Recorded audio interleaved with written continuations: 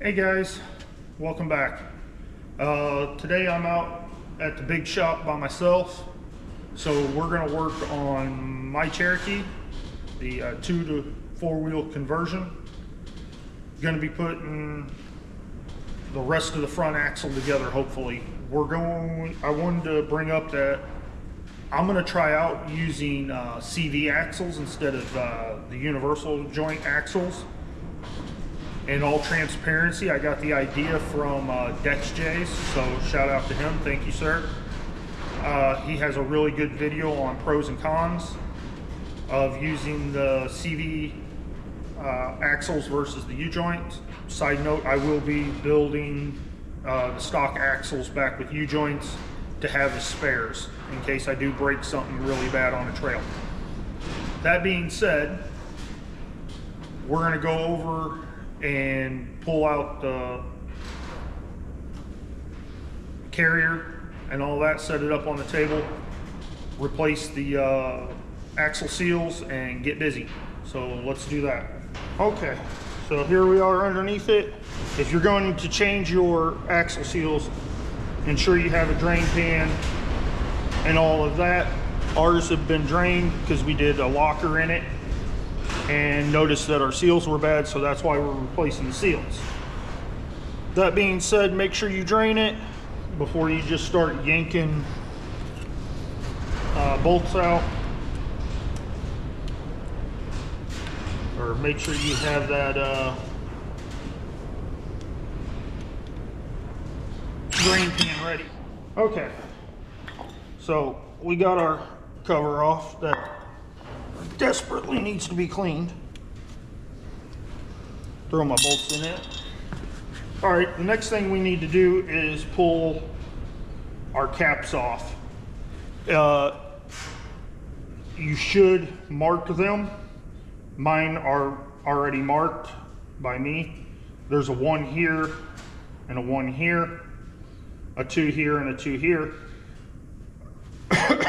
I've seen people do like 1, 2, 3, 4, and then do the same on the caps to help keep the orientation. You definitely need to mark these. These caps have to go back on in the same position, so you can't put it upside down or on the opposite side. They are what they are, and they got to go back in the same place.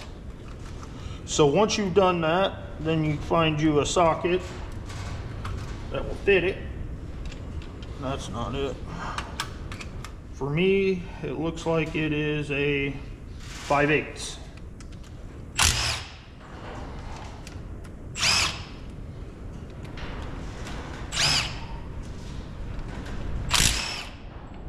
Okay. Oh, careful.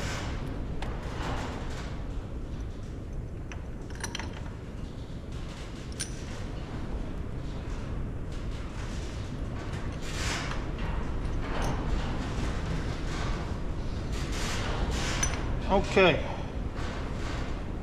now when you take this out, make sure that everything stays where it was. If there's shims, if there's anything, make sure you know where it goes. Otherwise, you're going to be in for a lot of pain trying to figure out, where everything went, and a lot of setup and tear down and all that. So it's better to just make sure you know where it all goes. Okay.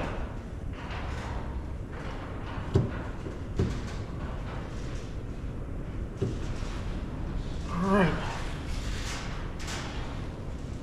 That's out. All right, y'all. I'm going to go ahead and clean up in here and get set up, and then we'll come back and we'll start looking at pulling out these seals. All right, guys, so the next thing we need to do is remove that seal right there and the one right there. Now, the way I'm doing it, since I don't have a pry bar or anything, is I stole that jack handle You can see it right there. It's shoved in all the way, and I'm gonna hit the end of it and knock that seal out. Come to this side, knock that seal out. So that's how I'm doing it. I don't have a 3-foot pry bar, or I don't have a seal puller either to see if that would even work, but this is gonna work. So we're gonna knock that out. I'll set you up to where you can see it pop out, and we'll keep on keeping on. Y'all let me know when it comes out.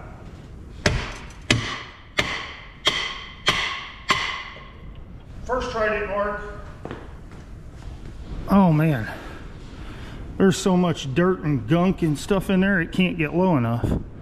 All right, I got a bunch of the crud knocked out of it. So let's try this again. All right, so there's so much crud in there, I'm gonna have to find a different tool. So what I'm gonna do is set you up on the other side so you can see this one, and I'll use the pry bar method, and I'll show you how to get it out with that. Pry bar.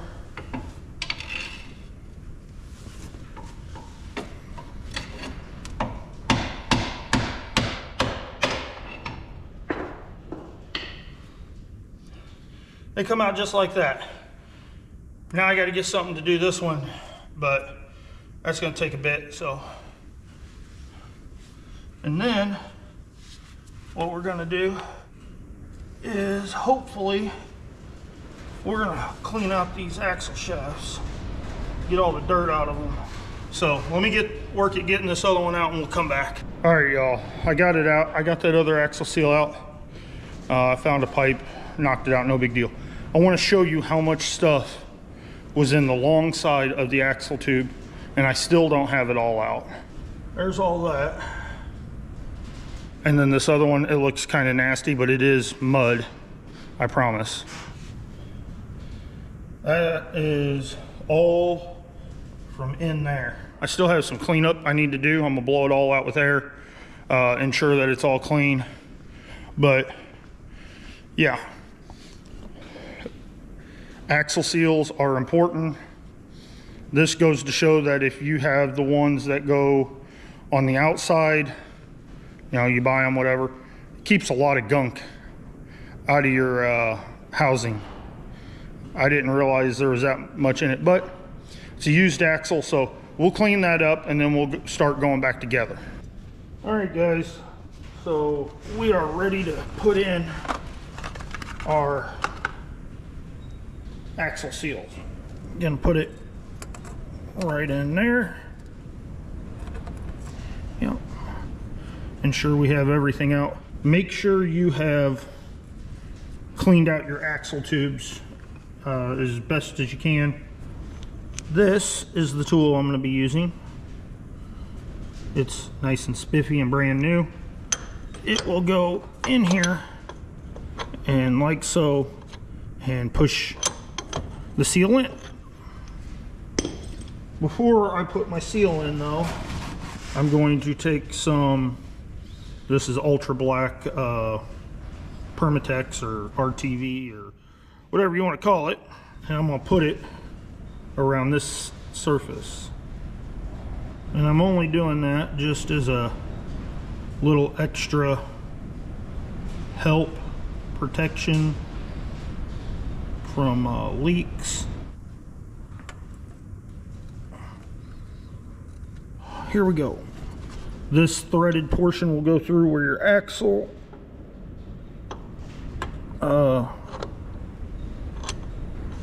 we go through.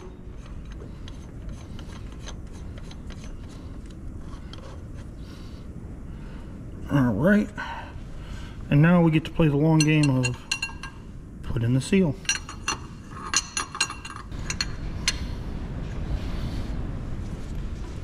All right, feels pretty tight. Let's back it off and check it.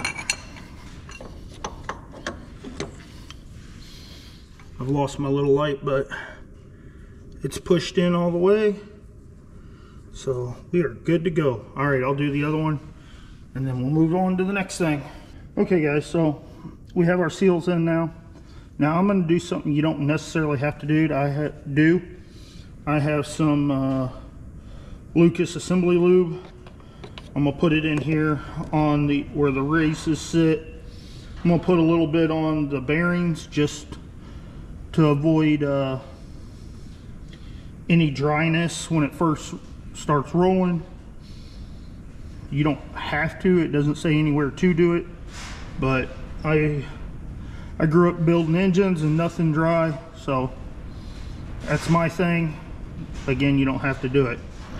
Again, don't forget to have your shims and all that up here and ready to go in all as one.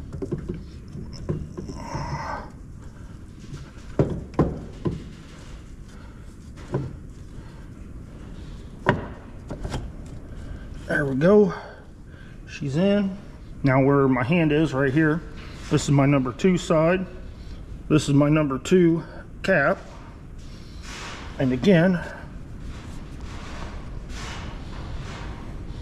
simply because I have it and I can, I'm gonna put some assembly lube there.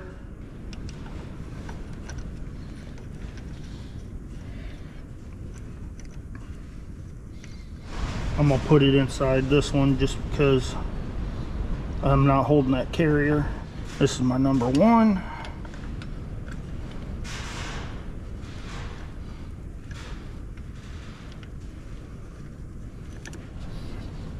I got this set on the lowest setting. Oh. And I'm going super easy. I just want to, yep. Okay, now these torque at 70 foot-pound, so let's do that. Okay.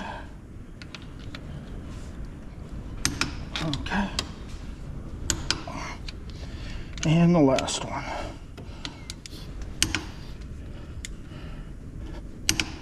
All right, there she is, she's torqued.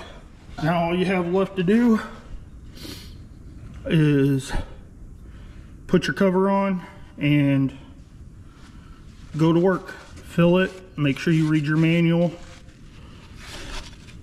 all that good stuff. All right guys, so we're gonna try this angle. It's about the best I can do for the time being. So we are going to put in CV axle shafts, and again, I seen this on DexJ's channel, so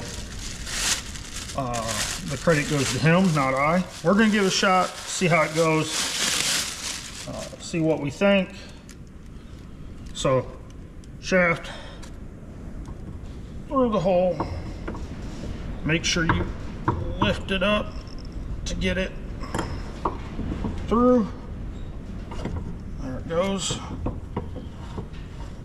Yep. All right. Next thing's next. It goes like that. Or we'll just throw it back on the ground, you know, whatever. Messing around. Okay. These are 12.13 millimeter.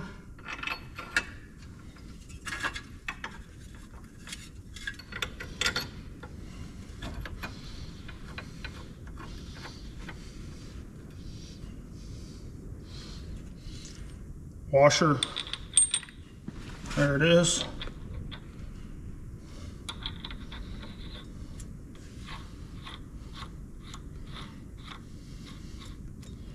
And we're just putting it all on hand tight for the moment. Now I need to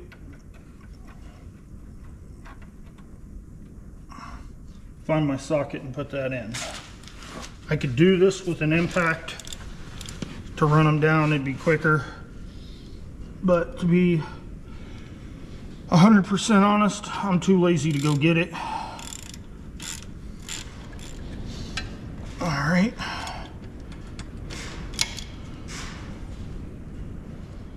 Let's see, so for the hub assembly, we need to be 67 to 74 foot-pounds. We're currently at 70. We're gonna set it to 74 because, well, tight is right. Now, your spindle nut, your axle nut, your whatever you want to call it, that is 100 foot-pound. I have a, I'm pretty sure, yeah, a 36 millimeter, which you took it off, you should already know that. There it is. All right.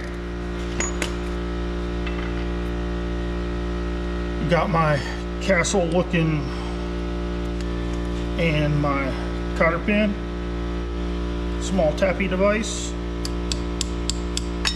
That's plenty good. I did forget every pair of pliers I had. Let's see if I got a pair handy. All right, and that's how it's done. I won't make you watch me do the other side, but it's going to go together the exact same way. Getting stuff done today. All right, I'll catch you when I'm done with the other one. All right, so the front Dana 30 is all but done. I've still got to put the diff cover on and fill it full of fluid. That's not a big deal. I plan on painting it, I think, but we got the new CV axles in, we got the new axle seals in, we got wheel bearing, hub bearing, whatever you want to call it, back on, or the new one's on. So I think that's going to do it for us. Y'all know how to put on a diff cover, you know how to paint one if you want. That being said, I hope you enjoyed what you saw. I hope you learned something. We're going to try these CV axles, like I said, and see how they do. If they tear up, we'll go back to U-joint style. So it's a test. That's what I do. That's what I'm going to be doing with this Jeep. I'm going to beat the crap out of it, and I'm going to try all kinds of, you know, junkyard upgrades and cheaper upgrades, whatnot, and let you guys know how they go. That being said, remember, like, subscribe, and share, and we'll see y'all in the next one. Bye, guys.